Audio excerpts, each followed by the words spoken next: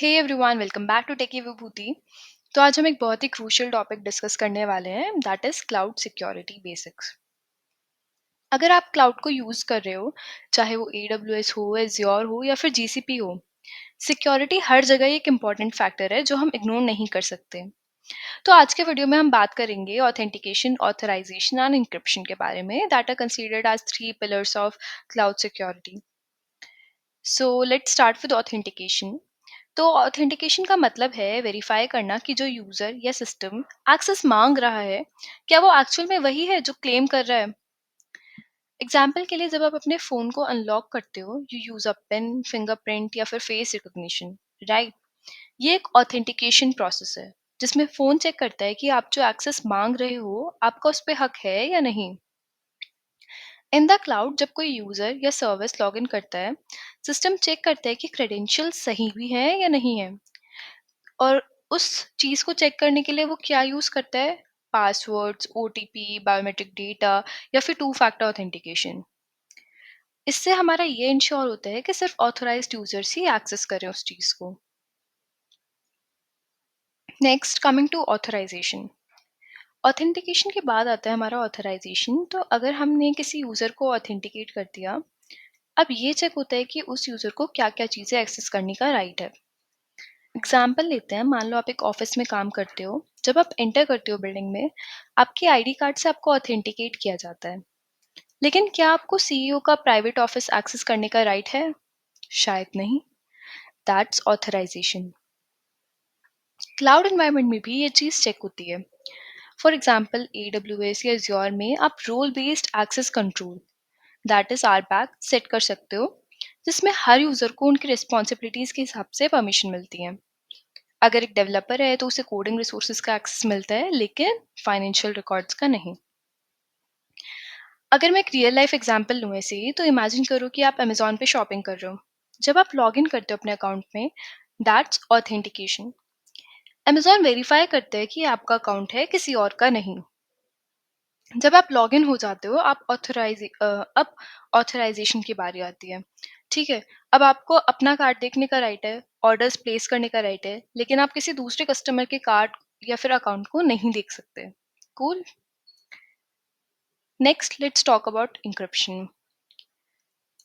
Encryption की जो cloud security का ये एक और मेजर पिलर है। सो इंक्रिप्शन का मतलब है आपके डेटा को अनरीडेबल फॉर्मेट में कन्वर्ट करना।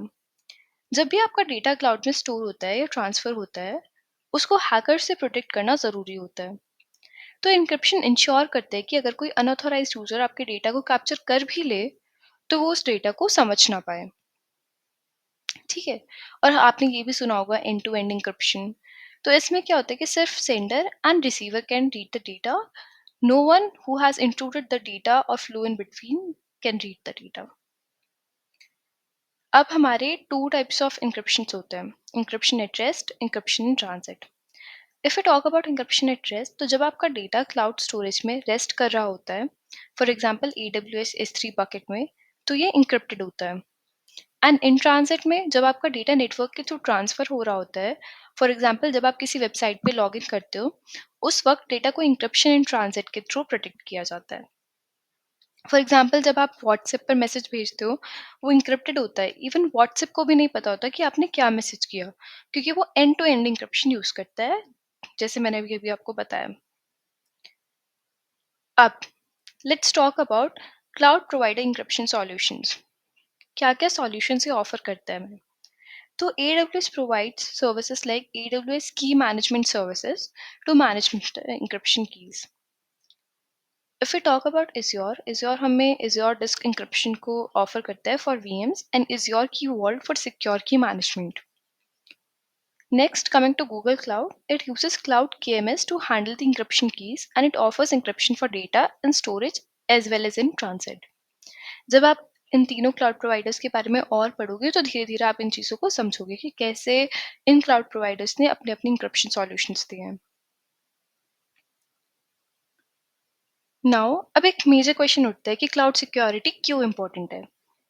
सो अब तक हमने देखा कि ऑथेंटिकेशन, ऑथराइजेशन और इंक्रिप्शन कितने इंपॉर्टेंट कंसेप्ट हैं, बट क्यों इतना ज़्यादा एम्फेसाइज किया जाता है क्लाउड सिक्योरिटी पर। सिंपल, बिकॉज ऑर्गेनाइजेशंस आजकल क्लाउड पे बहुत ज़्यादा सेंसिटिव डेटा स्टोर कर रहे हैं। अगर ये डेटा लीक हो गया या फिर ब्रीच हो गया तो फाइनेंशियल लॉस के साथ साथ कंपनी का रेपुटेशन भी खराब हो सकता है। इमेजिन एक हॉस्पिटल है that is storing patient records in the cloud. अगर वो रिकॉर्ड्स अनऑथराइज एक्सेस से ब्रीच हो जाएं तो it can cause massive harm to the patients privacy and safety. अब what can be the best practices for cloud security? हम कैसे अपनी क्लाउड सिक्योरिटी को इंश्योर कर सकते हैं? First is that we can use multi factor authentication. एक layer और ऐड करने के लिए वी कैन यूज एमएफए, जिसमें आपको पासवर्ड के साथ साथ एक ओटीपी या बायोमेट्रिक भी एंटर करना होता है। ठीक है, जैसे अगर मैं नॉर्मल एग्जांपल लूँ, जब आप नेट बैंकिंग यूज़ कर रहे होते हो तो कभी कभी पेमेंट करते वक्त आपको अपना पासवर्ड भी एंटर करना होता है and you receive a OTP also for the confirmation. Next is to encrypt everything. हर सेंसिटिव डेटा को इनक्रिप्ट करो, चाहे वो रेस्ट में है या फिर ट्रांजिट में है, क्योंकि अटैक तो कभी भी हो सकता है। Next, set role based access control. जैसे कि मैंने आपको बताया था, सिर्फ उन यूजर्स को एक्सेस दो जिन्हें ज़रूरत है, एक्स्ट्रा परमिशंस मत दो। Next is regular audits and monitoring. Cloud services का रेगुलर ऑडिट करो और मॉनिटर करो कि किस डेटा को कौन कौन एक्सेस कर रहा है।